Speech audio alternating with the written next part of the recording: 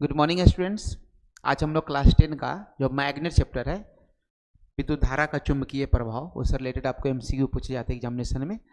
और उस चैप्टर का आज हम लोग क्या करेंगे, सारे के सारे जो एमसीक्यूज है, जो वीवीआई है, काफ़ी इंपॉर्टेंट है, उस सेक्शन को हम लोग क्या करेंगे, कंप्लीट करेंगे। तो हमारा आज का जो टॉपिक है विद्युत धारा के चुंबकीय प्रभाव।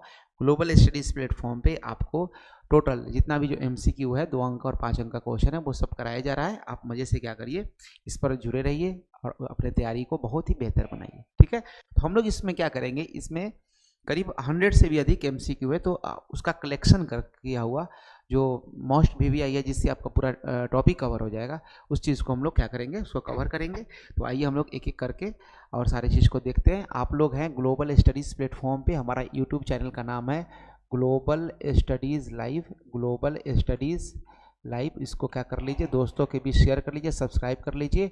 और अपने एग्ज़ाम का जो एकदम चल रहा है माहौल, जिसमें अभी प्रिपरेशन करना काफ़ी ज़रूरी है, अपना तैयारी को बिल्कुल मैं बढ़िया से ले चलिए। हम लोग क्या करते हैं कि एक कुछ जो 82 क्वेश्चन है, हम लोग उसको लास्ट तक उसको देखेंगे। क्वेश्चन नंबर 82 से हम लोग क्वेश्चन को देखेंगे, ठीक है। तो क्वेश्चन आइए, हम लोग क्वेश्चन नंबर 82,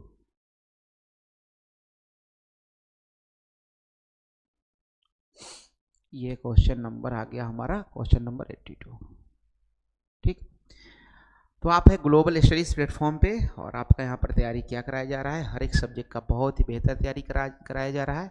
आप मज़े से क्या करिए, यहाँ पर तैयारी करिए और बहुत अच्छा रिजल्ट लाइए। ग्लोबल स्टडीज़, ये कॉन्टेक्ट नंबर है, किस तरीके का कोई डाउट हो तो पूछिए। और ये हमारा यूट्यूब चैनल है, बिना स्पेस दिए टाइप करें यूट्यूब पे, और ऐसा लोगो मिलेगा, सब्सक्राइब कर लीजिएगा। चलिए नेक्स्ट क्वेश्चन जो हम लोग देखते हैं, क्वेश्चन जो है आज यहाँ से क्वेश्चन हम लोग स्टार्ट कर रहे हैं इसका, ठीक है। 82 से लेकर लास्ट तक करेंगे, इसी में आपका सारा कुछ कवर हो जाएगा। विद्युत चुंबक के चारों ओर का क्षेत्र जिसमें आकर्षण और प्रतिकर्षण बलों के प्रभाव का अनुभव किया जाता है, वो क्या कहलाता है। देखिए, कोई मैग्नेट रख दी, जैसे ये मैग्नेट है और ये मैग्नेट रख दी, यहाँ पर कोई लोहे का कील है, मान लीजिए इधर लाइट इसको खींच रहा है, दूर ले गया खींच रहा है, फिर उसके बाद और दूर ले गया नहीं खींच रहा है, हालांकि उसका प्रभाव रहता है, लेकिन वो प्रभाव क्या हो गया कि फील नहीं हो रहा है, कील को खींच नहीं रहा है। तो वो जो जितना जो एरिया बना, वो कौन सा एरिया होता है, चुंबकीय क्षेत्र कहलाता है। कौन सा कहलाता है, चुंबक का क्या होता है, अपना एक क्षेत्र होता है, मैग्नेटिक फील्ड होता है, उसको कहते हैं चुंबकीय क्षेत्र कहते हैं। चुंबकीय क्षेत्र क्या है, कोई भी चुंबक रखें, वो चुंबक अपना प्रभाव कितना दूरी तक दिखा रहा है, और वो चुंबकीय क्षेत्र एक डायमेंशन में होता है, 3 डायमेंशन में होता है ना। अपने चारों तरफ या जितना तरफ है, वो सारे तरफ क्या होता है, स्फेरिकल डायरेक्शन में वो शो करता है, वो चुंबकीय क्षेत्र होता है, ठीक है। चलिए क्वेश्चन नंबर हम लोग देखेंगे, क्वेश्चन नंबर 83, मतलब आज का 82 जो क्वेश्चन था वो पहला क्वेश्चन था, 83 जो दूसरा क्वेश्चन। इस तरीके से हम लोग क्वेश्चन को देखेंगे।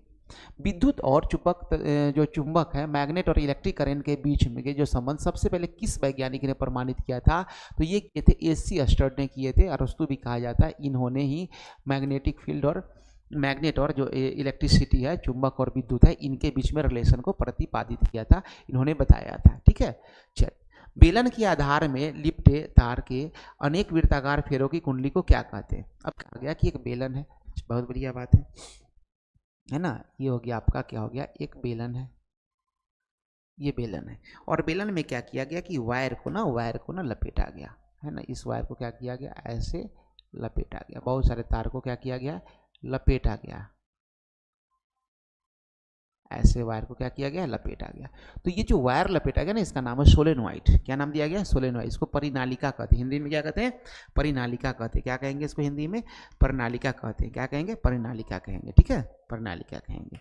आइए क्वेश्चन नंबर देखते हैं हम लोग 85 देखते हैं। चुंबकीय क्षेत्र तीव्रता की मात्रक क्या है, चुंबकीय क्षेत्र तीव्रता की मात्रक क्या है। तो ये जो साइंटिस्ट उनके नाम पर भी है, और टेस्ला, इन दोनों के नाम पर है। तो ऑप्शन नंबर कौन सा सही हो जाएगा, ऑप्शन नंबर सी सही हो जाएगा। ए और बी दोनों याद रखना है आपको, ठीक है, ये दोनों याद रखना है, काफ़ी इंपॉर्टेंट है, पूछे जाते हैं। मात्रक किसका मात्रक है ये, टेस्ला चुंबकीय क्षेत्र की तीव्रता की, इंटेंसिटी ऑफ क्या कहेंगे, magnetic field, intensity of magnetic field, ठीक है।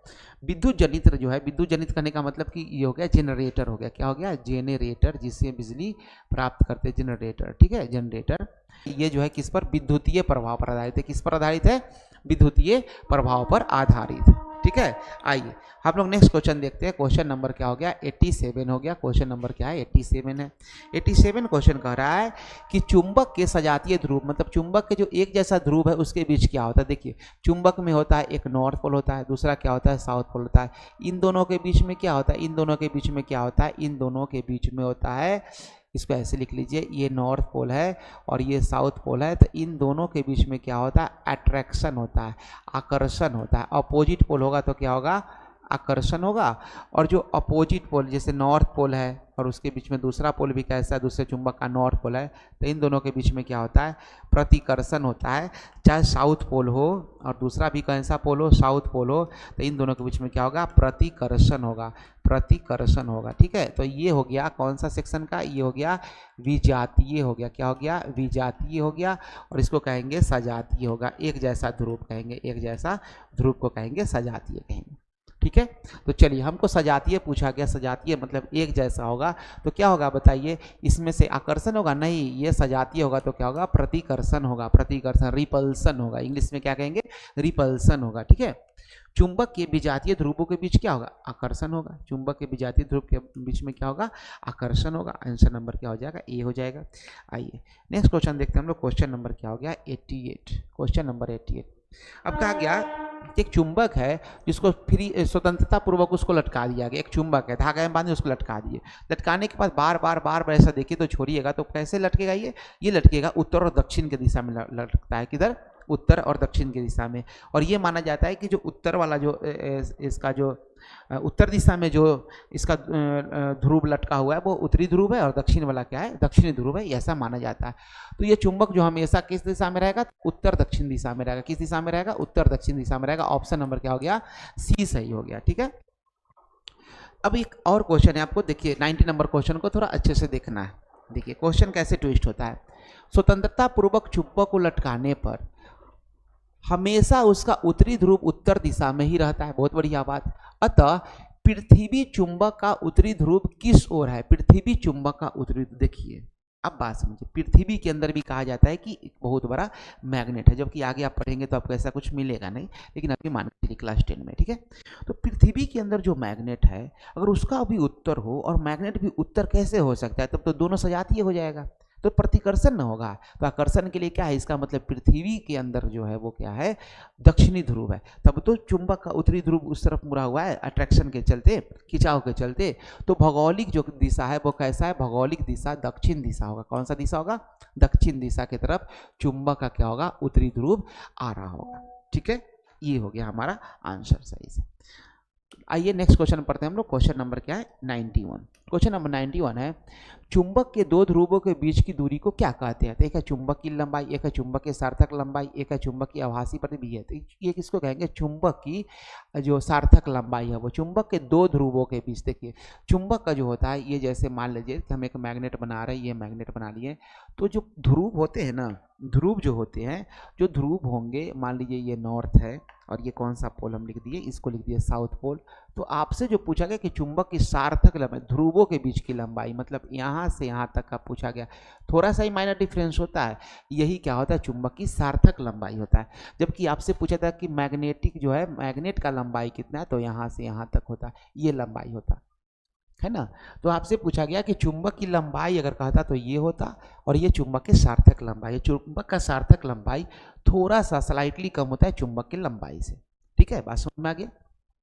चलिए, चुंबकीय क्षेत्र किस प्रकार की राशि है। तो चुंबकीय क्षेत्र ऐसा राशि है, मतलब कैसा राशि है, एक होता है ना वेक्टर क्वांटिटी, स्केलर क्वांटिटी, सदिश और अदिश। तो ये कैसा है, सदिश राशि है। इसमें परिमाण और दिशा क्या होते हैं, दोनों होते हैं। तो आंसर कौन सा सही हो जाएगा, आंसर हो जाएगा सी नंबर सही हो जाएगा। इसमें परिमाण और क्या बोलते हैं उसको, परिमाण और दिशा दोनों होता है। वैसे राशि को क्या कहते हैं, वैसे राशि को कहा जाता है सदिश राशि कहा जाता है। आइए क्वेश्चन देखते हैं।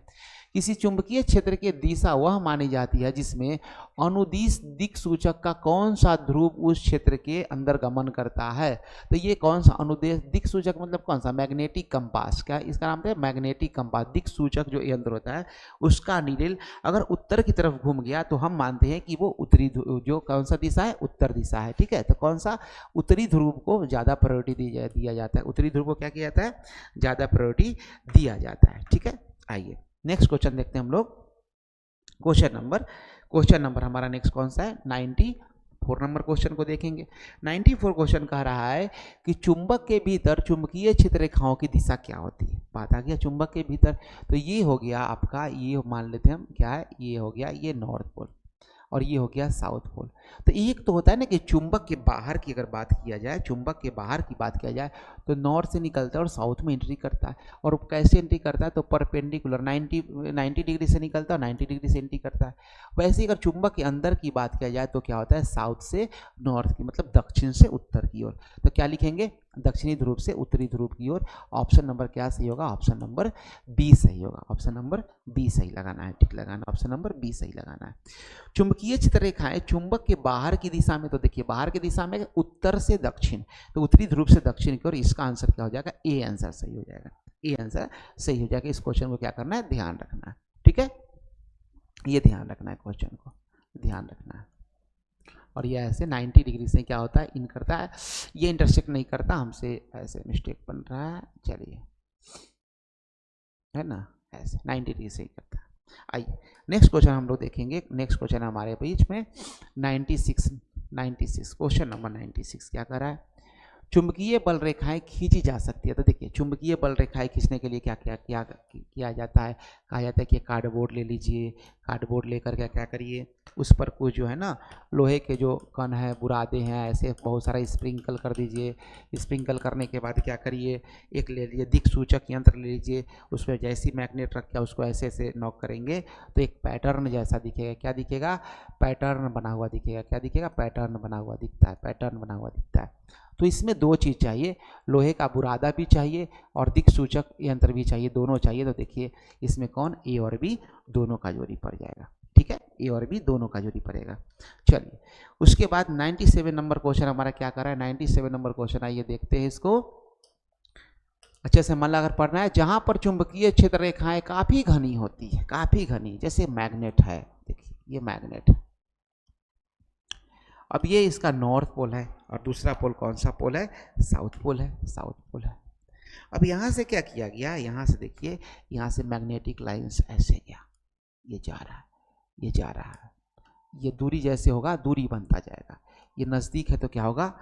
थोड़ा मतलब नज़दीक नज़दीक होगा, सघन होगा। दूरी है तो दूर होता जाएगा। तो जहाँ पे ज़्यादा होगा ना, जहाँ पे ज़्यादा होगा, और मैग्नेटिक लाइन्स एक दूसरे को बिल्कुल भी नहीं काटते हैं, ये भी ध्यान रखना। तो जहाँ पे सघन होगा ना वहाँ पे क्या होगा? यहाँ पे जो चुंबकीय क्षेत्र है वो अधिक होगा। जो चुंबकीय क्षेत्र है, चुंबकीय क्षेत्र होगा कि वो क्या होगा? अधिक होगा। और जहाँ पे मैग्नेटिक लाइन्स रेयर होगा, यहाँ पर चुंबकीय क्षेत्र क्या मिलेगा? कम मिलेगा, कम मिलेगा। तो जैसे जैसे दूरी बढ़ता है वैसे वैसे चुंबकीय क्षेत्र क्या होता है? कमता जाता है। और चुंबक के नज़दीक में चुंबकीय क्षेत्र क्या होता है? अधिक होता है। और उसमें भी कहा जाए कि मैग्नेट का जो पावर होता है वो कहाँ पे होता है? तो वो होता है ध्रुव पे होता है। कहाँ पे होता है? ध्रुव पे होता है। तो आइए हम लोग देखते हैं क्वेश्चन हमसे पूछा क्या जा रहा है।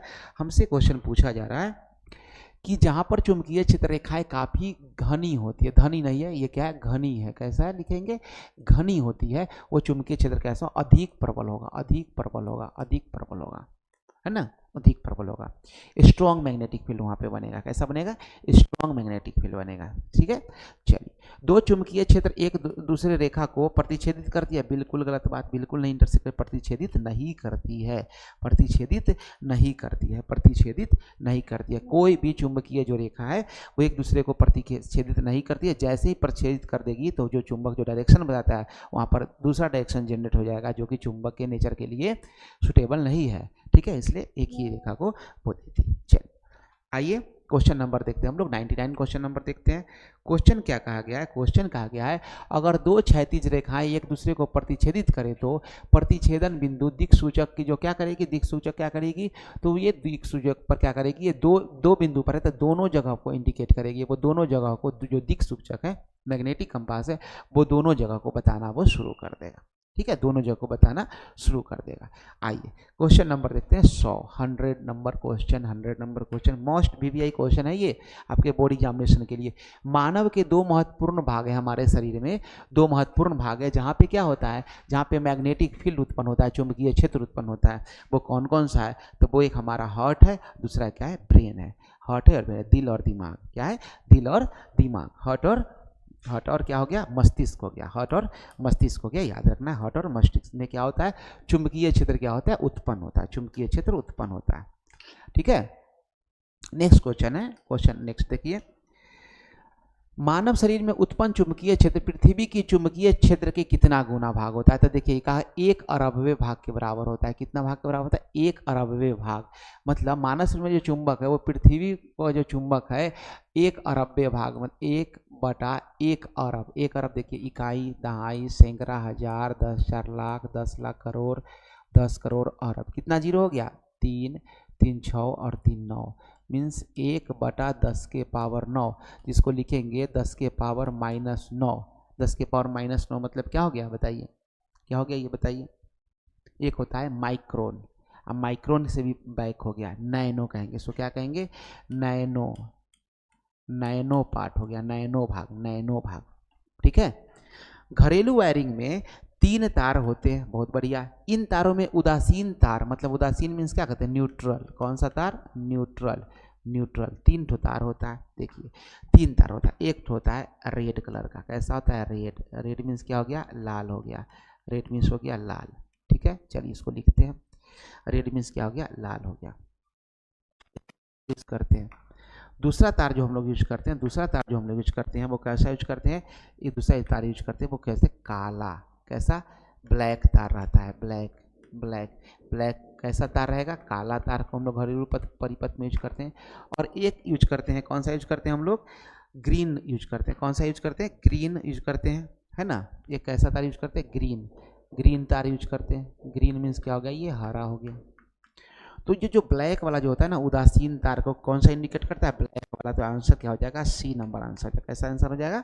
सी नंबर आ जाएगा। अच्छा, कहीं कहीं RYB भी लिखा जाता है, मतलब ग्रीन की जगह, देखिए ग्रीन की जगह आप याद रखिएगा पीला भी रहता है, पीला भी रहता है, ठीक है, ब्लू भी रहता है, लेकिन मुख्य रूप से जो है ना आपका रेड और जो ये है, रेड और ब्लैक है, ये इंपॉर्टेंट है, याद रखिएगा आपको, है ना। इसमें हो गया लाइव वायर, इसको कहा जाता है। कैसा तार कहा जाता है? लाइव, लाइव, लाइव, गर्म तार, गर्म तार, ठीक है, गर्म तार।